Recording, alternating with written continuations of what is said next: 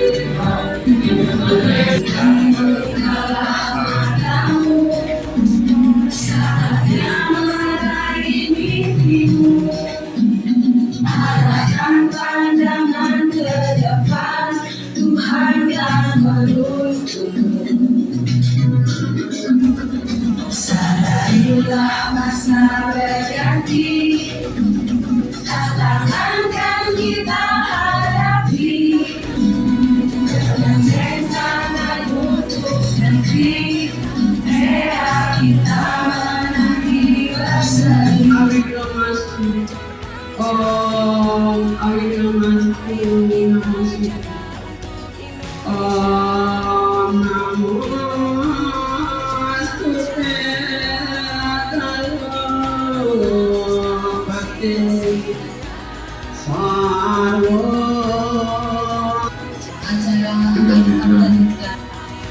mengaturkan pengayuh bahagia kehadapan jurusan yang dewasa. Jadi berkat rahmat beliau lah, maka walaupun pada situasi pada saat ini agak hujan dan gerimis, kita bisa berkumpul di tempat yang sangat sederhana ini. Om Swastiastu. Assalamualaikum warahmatullahi wabarakatuh. Salam sejahtera bagi kita semua. Om Swastiastu, Namo Buddhaya, Salam Rahayu. Yang ditiang hormati tim daripada Bu Risma yang bisa hadir pada pagi hari ini, Bapak Ibu Kepala Sekolah yang ditiang hormati, demikian pula Bapak Ibu di masing-masing satuan pendidikan yang ada di Gugus 5 yang ditiang banggakan. Pada kegiatan pagi hari ini, sebetulnya ini adalah merupakan tindak lanjut dari kegiatan yang dilaksanakan oleh tim Bu Risma, yaitu pada tanggal 19 Juni yang lalu, yang dimana dilaksanakannya itu adalah secara Zoom meeting. Nah, yang sedianya ini dilaksanakan pada tanggal 26, karena ada sesuatu dan lain hal kegiatan kita di Kecamatan Marga yang mana pelaksanaannya itu adalah di Hotel Dewi Sinta, maka kegiatan itu pun diundur pada tanggal 30. Oke, siap, terima kasih ya. Kita kembali kayak anak PAUD seperti itu. Oke, yang buatnya nanti kelas fase A-nya berbeda. Nah, Bapak Ibu, pernah mendengar kata asesmen diagnostik begitu Bapak Ibu? Ya. Nah, di sini saya garis bawahi yang terleburi Bapak Ibu, Sironi sampun lebih di atas yang pemahamannya. Kita berbagi di sini. Kita balik lagi refleksi. Pernah nggak Bapak Ibu menyodorkan hal seperti ini ke anak-anaknya, terutama kelas ini? Belum. Apa alasannya belum pernah Bapak Ibu?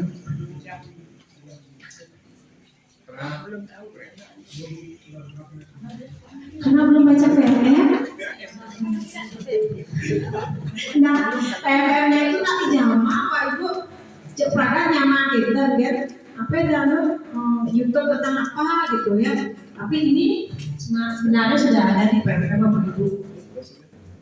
Sudah ada, tinggal Bapak Ibu baca, download, gitu. Nah, kenapa asesmen diagnosis itu sangat perlu sekali Bapak Ibu? Ada yang bisa jawab nggak? Untuk mengetahui tolak ukur kita dalam mengajar. Oke, dari yang lain, ayo. Terkait tentang profil Pancasila itu kan ada berapa dimensi Bapak Ibu? Ayo, profil pelajar Pancasilanya berapa dimensi? Kemarin ada namanya roti manis Bapak Ibu, berapa dimensi itu? Ayo. Nih, ketaruh kita kalian mau cokin. Sampai download ini yang saya kirim ke Telegram.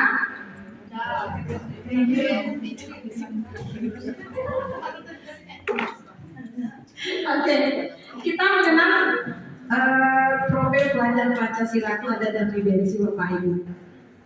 Ada 6. Ada yang bisa membantu saya? Ya.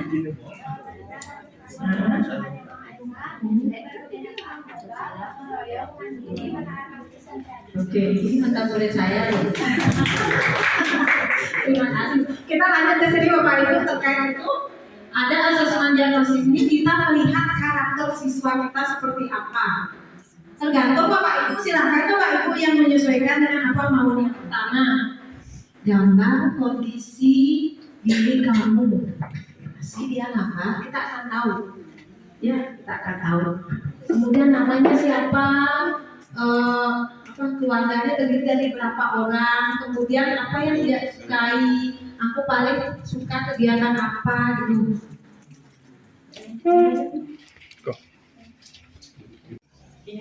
Iya, kinestetik. Ada nih teman tuh maco, kayak sih kemana nih gue mah?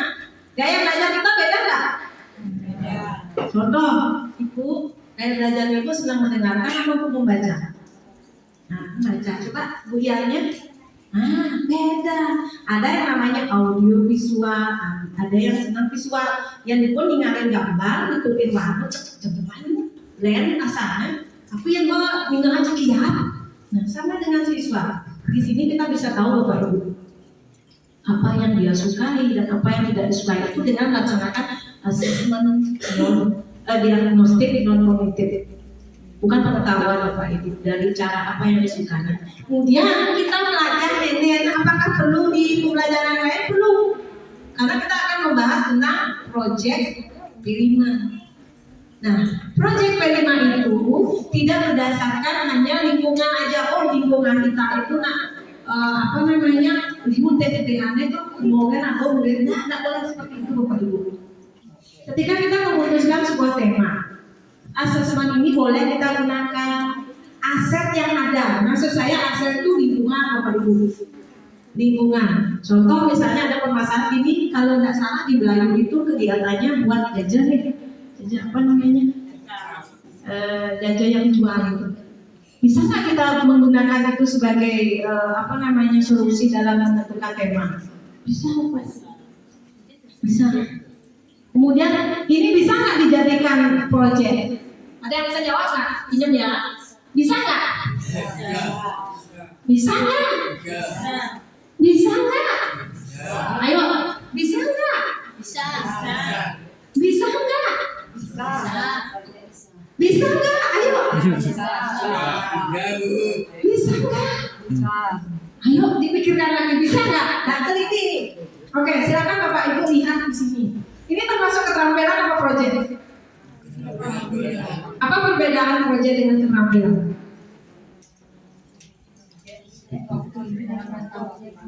Oke, proyek itu ada. Oke, kalau ini bisa nggak dikerjakan sehari? Bisa. Terus bahan-bahannya beli sampai duduk ini. Oke, kita sekarang menuju proyeknya. Intinya Bapak Ibu, saya sudah kasih Bapak Ibu selebaran di masing-masing. Silakan itu bisa digunakan sebagai rujukan untuk menentukan tema. Ini salah satu rujukannya. Kemudian asal di lingkungan Bapak Ibu, waktu niki yang share video tentang ngai lolo Bapak Ibu. Ngai lolo niko maksud titiang kenapa titiang menggunakan tema kewirausahaan? Titiang punya aset di luar lingkungan sekolah tiang aja yang lari ke Tegal salah satu guru niki. Terus titiang sampaikan deh, coba perhatikan daun-daun di sana. Ada nggak daun yang belum pernah kamu ketahui?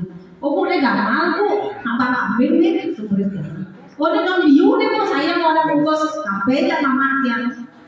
Ada nih baunya kok gini bu, jelek aja sah.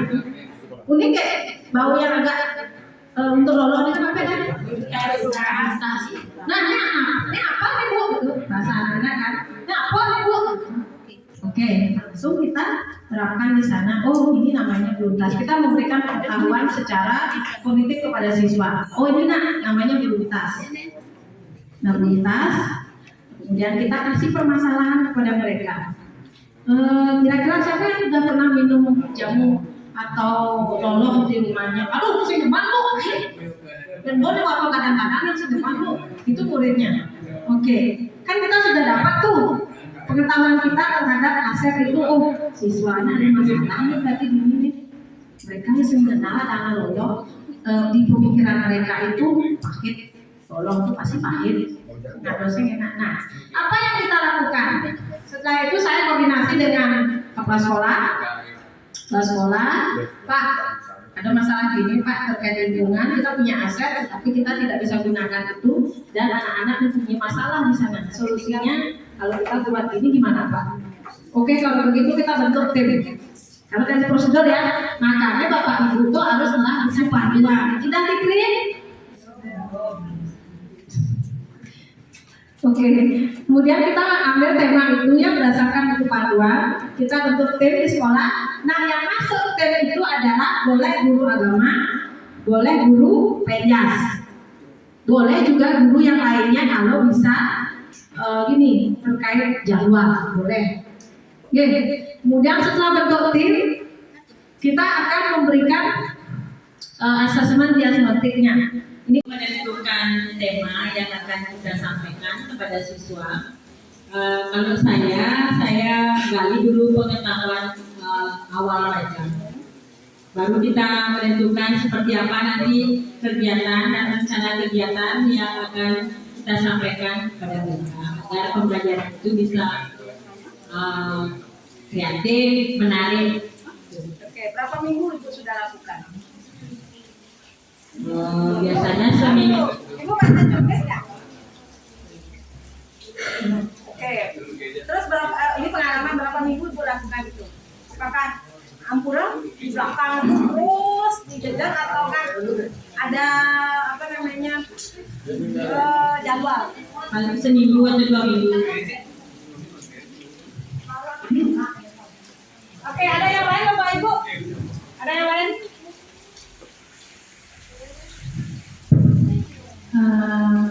Yang dari SD buat tiket dulu di sini mungkin lebih tepatnya berbagi karena yang kurang begitu paham ya gitu.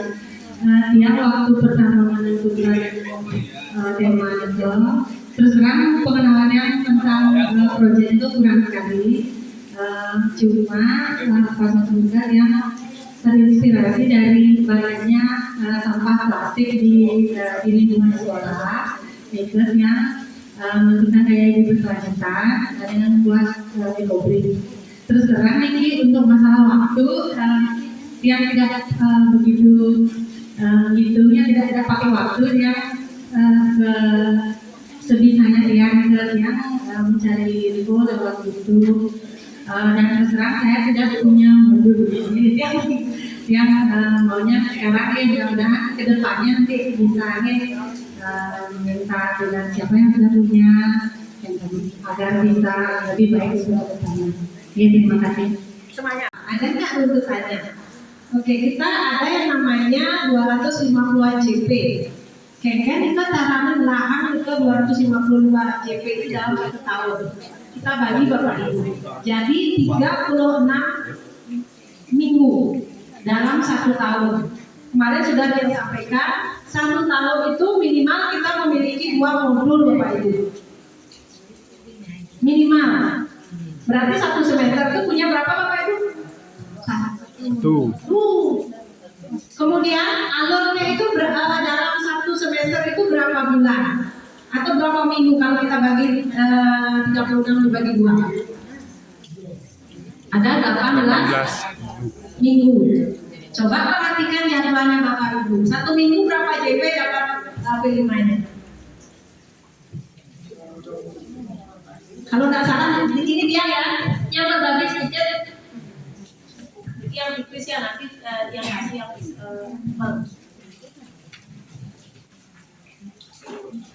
kita alur Pak Ibu. Untuk ini fase B ya, sama sebenarnya. Ini kita bagi 1 semester itu yang buat 1 modul dan tenidang yang lebih. Yang buat ini selama 18 minggu menyesuaikan dengan jadwal. Boleh nggak tidak menyesuaikan dengan jadwal? Boleh. Yang penting Bapak Ibu melakukan itu selama 18 minggu. Dan misalnya 3 hari itu ambil itu harus bukan proyek. Perlu waktu untuk melakukan alurnya. Contoh misalnya hari pertama misalnya setiap hari Jumat, misalnya di tiang sosialisasi sosialisasi kepada siswa, kepada orang tuanya. Itu misalnya hari pertama, di minggu pertama. Kemudian minggu kedua diam gitu. Misalnya yang buat di sini pengenalan tanaman, pengenalan pupuk dan media tanaman. Karena tujuannya saya itu tentang pemanfaatan tanaman polimer di lingkungan sekitar sekolah. Itu bisa. Selama 18 minggu Bapak Ibu. Boleh nggak lebih? Boleh. Boleh nggak kurang? Tidak. Kemudian ada contoh misalnya Bapak Ibu ngajak anak-anak itu untuk kearifan lokal canang Bapak Ibu. Apakah langsung canang itu 1 kali? Tidak. Canang enggak. Tapi dalam modul proyek itu tidak seperti itu Bapak Ibu. Bapak Ibu harus mengenalkan dulu dia. Bahan-bahan. Iya. Dijo sebenarnya asal muasal dari janur tuh. Ajak mereka. Jadi buku, nyadang ada dokumentasi Pak Ibu. Ya, itu. Kan sudah tema misalnya, sudah menentukan tema Bapak Ibu sudah. Kemudian misalnya temanya tentang kearifan lokal misalnya gitu. Nah, kearifan lokalnya apa tujuannya? Tentang apa ini? Judulnya apa? Ibu yang buat judul dan menentukan dengan siswa.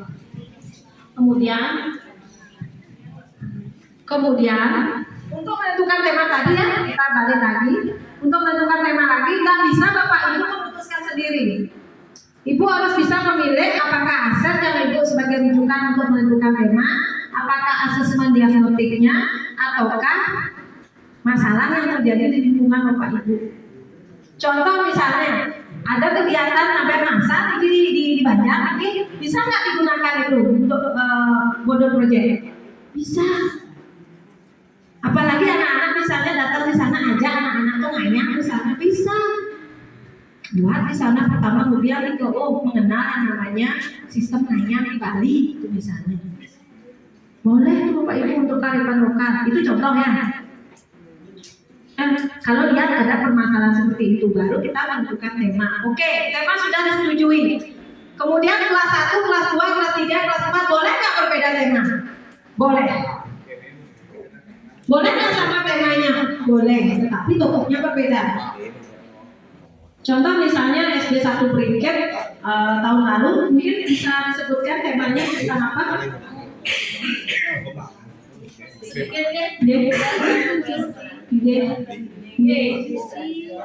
Lalu kami di sekolah kami kan sudah lahan yang banyak yang menggunakan yang suruh guru-gurunya mempergunakan memanfaatkan 4 lahan itu apakah nanti ibu disetujui translate yang bilang apakah masih orang abang ini tidak tahu. Ada yang suruh menanam pepaya, cabai itu yang ada, memanfaatkan barang yang ada. Nah itu terus ditanam. Saya sepintas mendengarkan waktu kita pertemuan ke dalam 1 tahun ada 2, dalam 6 bulan ada 1 nilainya. Nah dia kira itu maaf dikit yang belum paham. Terus kita tanam itu dari kapan menanam, kapan dia tumbuh, kapan dia berdaun, berbunga. Nah itu dalam 6 bulan seperti apa. Nah itu dinilai anak-anak yang suruh memupuk, memelihara dan lain sebagainya. Itu dia suruh maaf sedikit yang penting seperti itu. Terus setiap akhirnya 6 bulan baru sampai berbunga. Nah sekarang sudah tinggi. Nah itu penilaiannya dia serahkan kepada kelas 4. Nah cabainya kelas 1 atau keterampilan yang serahkan seperti itu kira-kira. Nah makanya yang perlu bimbingan dari bapak ibu. Nah itu untuk detailnya. Apabila dia belum paham untuk detailnya, untuk pembuatan administrasi dan lain sebagainya. Nah sekarang dia mau dengarkan maaf peserta yang sedikit karena ada yang sedikit. Nah sekian dari dia. Terima kasih Bu, udah Mantap itu Bu, dalam artian Bapak Ibu mindsetnya tentang project itu tidak hanya sekali, 2 kali kegiatan sudah selesai, tapi mungkin itu administrasi aja yang kurang Bu ya. Nah itu salah satunya polybag, bisa pemanfaatan polybag misalnya lahan batasnya kurang itu bisa menggunakan polybag, atau kalau mempunyai lahan yang luas seperti di SD 1 Briket amat bagus sekali. Nah mungkin karena permasalahannya seperti itu, Ibu membuat solusi kenapa kita nggak menanam tanaman yang berfungsi dan bisa dijual misalnya, itu bisa atau hidup berkelanjutan. Itu salah satu istilahnya skill kepada siswa. Ini loh yang kamu lakukan ketika kamu misalnya nanti suatu hari nggak ada pekerjaan pas COVID misalnya, kan bisa itu dipergunakan untuk pemahaman mereka dalam perawatan. Ya sedikit juga dari saya pikir zaman saya kalau waktu saya kelas SD dulu begitu memang ada disuruh menanam pisang. Terus akhirnya sudah berbuah, habis disuruh pasar menjual. Saya ingat dulu apakah seperti itu pembelajaran kurikulum mereka sekarang. Saya ingat coba-coba saja. Nah begitu. Nanti kalau pepaya kalau sudah berbuah masakan bisa dijual. Tapi sayangnya ini 6 bulan 6 bulannya ini mungkin kurang itu belum berbuah. Ya, belum dijual gitu. Oke, tambahan yang punya sekalian. Oke, ada istilah keberhasilan berhasil atau tidak dalam proyek itu. Pernah nggak mendengar? Atau cuma bercerita aja? Sudah berkembang, belum berkembang? Semua proyek, apalagi siswanya itu sudah bisa melakukan struktural itu, masalah dia bisa berbuah, masalah dia bisa tiba-tiba mati ya, kena air hujan dan sebagainya, tidak masalah. Itu bukan kriteria bahwa itu berhasil atau tidak. Karena ketika dia sudah berani mempresentasikan diri bahwa ibu saya menanam ini, saya berhasil menanam ini tumbuh misalnya, kemudian dia mengamati setiap hari diberikan tugas oleh gurunya dan berhasil presentasi misalnya, itu dikategorikan sudah berhasil. Tidak perlu lagi dilanjutkan. Berarti tidak menunggu hasil. Nah, tidak perlu. Karena gini Bapak Ibu, P5 itu tidak harus produk. Karakter siswa yang kita andalkan juga bisa. Contoh bergotong royong, bisa nggak Ibu buat catatan anekdot sama mereka? Di Barok, ya mulai dipahamnya, ya bekerja sama, masuk dia di Barok. Di dimensi ini juga Bapak Ibu. Nanti kita bahas. Ya. Oke. Ini intinya proyek itu tidak harus. Oke, kita lanjut ya. Langsung aja kita akan membahas tentang proyek. Ini loh, Rejang Dewa itu seperti ini anak-anak. sampaikan informasi seperti itu atau bebaskan dia mencari informasi bersama kelompoknya. Itu buat kelompok di sana. Kemudian menggali informasi tentang kearifan lokal yang di lingkungan sekolah. Jadi Bapak Ibu kan harus tarian kan? Nah yang banyak itu bisa digunakan sebagai modul.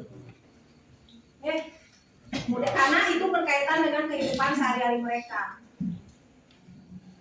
Kemudian, nah presentasi hasil observasi itu mereka terakhir itu observasi anak-anak. Yang nampun bisa kan presentasi ya tentang menanam apa tadi yang disampaikan Ibu, menanam cabai, menanam pepaya, cek ampun berhasil itu namanya. Walaupun mungkin hasilnya belum ada ya, belum ada produk, tak masalah itu. Boleh dilanjutkan lagi. Kemudian alurnya. Nah, begini boleh. Total jam pelajarannya adalah 126 JP semester ini atau 18 minggu.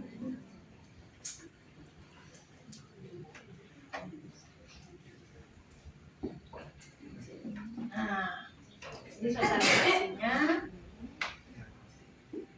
sama cara naik LPP sama guys.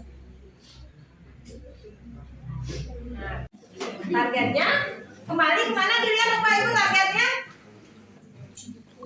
Targetnya ke dimensi Bapak Ibu. Dimensi apa ya? Nah, misalnya kearifan lokal. Lalu Wiki, ini gimana cara saya orang Nabawa Bapak Ibu kan? Coba ada nggak di gini di Telegramnya? Coba dibaca coba. Coba. Masuk nggak dia? Targetnya Bapak ini kan tentang apa judulnya ini? Nah, kearifan lokal. Contohnya di Batu Riti ini cocok, Riki. Karena dingin. Di Batu Riti kan sayuran di sana banyak. Cocok. Ini dengan kehidupan mereka sehari-hari.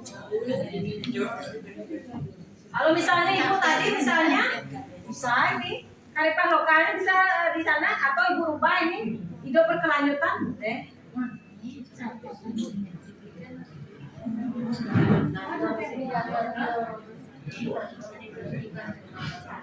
Oke, tujuan. Nah, dimensinya Bapak Ibu tetap cari itu.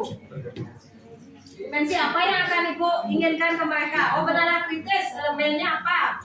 Sub elemennya apa? Berkaitan ini. Dimensi 2-nya sama seperti tadi. Punya dimensi berapa? Proporsinya.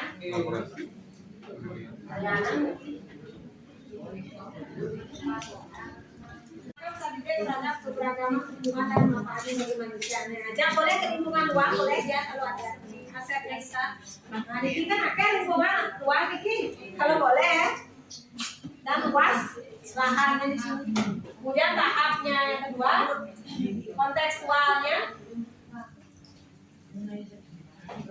Karena lingkungannya luas kan bisa dimanfaatkan ini apakah kalau enggak bisa menggunakan polybag misalnya boleh di sana dibuat. Kemudian tahap refleksinya. Nah, sekarang kita ke aktivitas. Nah, coba dibaca satu-satu deh. Pendidikan kurikulum merdeka yaitu masalah tentang guru agama. Kalau guru agama itu kan diminta yang yaitu pertama video, fisik dan nyata. Nah, untuk video kegiatan di tiang sudah dia buatkan YouTube. Nah, di sana yang tunjukkan ke pengawas YouTube yang Niki, tapi dia yang buat salah satunya adalah membuat panca, kisah, tipat nasi, tipat sulit, tipat galang, Niko yang udah upload di YouTube. Habis kita untuk fisiknya yang kalah Bu. Fisiknya Niko adalah administrasi. Terus bisa membuat kisah, panca, tapi mana administrasinya? Nah, yang tanya juga ke teman-teman guru agama sebaya tiang dan senior tiang juga bingung juga karena nanti kita Niko bisa berbuat praktek harus ada administrasinya Niko. Mungkin dari ibu guru dari guru nah minta tolong kalau ada kopi atau gimana. Terus untuk aksi nyatanya baru dia buat Bu contoh untuk menanam panen narum panen narum dan itir. Kalau benar narum itu mau meter itu kan bisa untuk praktek membuat jenang sari. Kalau untuk nanam pohon kelapa dan bambu dia nggak mau di sekolah karena areal gitu. Nah, kalau nanti ya Bu, nih untuk video yang udah buat YouTube untuk aksi fisiknya ini yang minta sama ibu kemarin juga dia tanya Pak Pengawas juga menyuruh minta ke guru ibu gitu. Itu yang sigap membantu kita ya selama kegiatan. Nah sekarang penentuan temanya harus diputuskan dulu baru bisa membuat yang namanya modul project. Nah gini maksudnya Bu, kalau di sekolah Tiang pribadi, Tiang itu setiap hari Sabtu nih kok pasti udah dapat praktek Bu. Nah maksudnya Tiang ini walaupun hari Senin sampai Jumat pasti dia kasih materi agama. Nah untuk hari Sabtu nih kok yang khususkan dia tuh praktek keagamaan. Oke dan Bu, makanya Tiang diminta mana fisiknya Gus administrasi untuk